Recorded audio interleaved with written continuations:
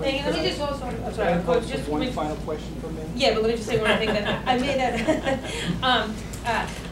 Thank you, David. I just want to add, in the documentation you have, or we'll get soon, there's a chart that talks about the future reforms and past reforms, which notes the dates of some of the past reforms. The expanded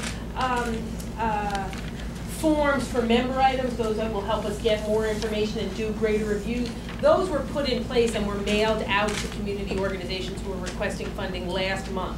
So some, obviously, much of what we're announcing today is new and relevant to a new announcement today. Some of what we're mentioning today are things that have already been put in place, like the more rigorous review process of which the forms were sent out last month. Frank? One of your colleagues has asked that you resign, saying that they've lost, some of your members have lost faith in you, you've embarrassed them, and basically you should get out of town. What do you say to that member? Well, Councilmember Barron is free to have his opinion. I am the Speaker of the New York City Council.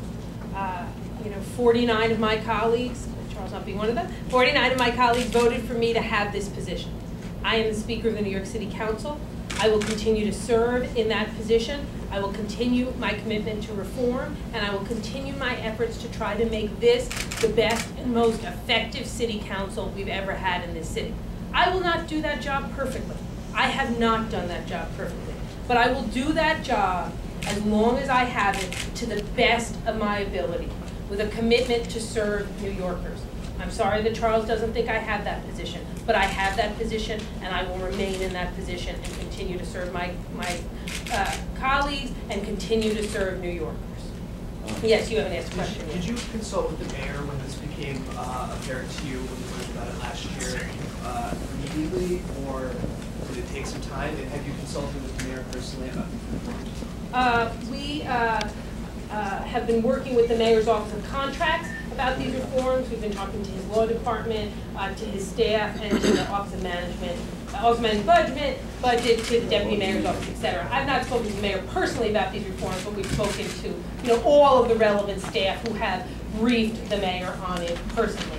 As it relates to when we found out about the fictitious organization, I didn't speak to the Mayor about that personally, but we have every step of the way kept all the relevant, appropriate staff and departments in his office apprised of it. May I have a question? Sure. I've been trying to, since the federal government looking into that, had it crossing your mind that you might be indicted?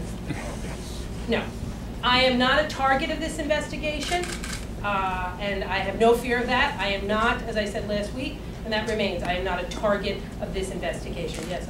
You've referred to these reforms as historic, and you said they've continued your efforts. Can you just describe how you, what kind of grade would you give yourself as a reformer since you've become a speaker?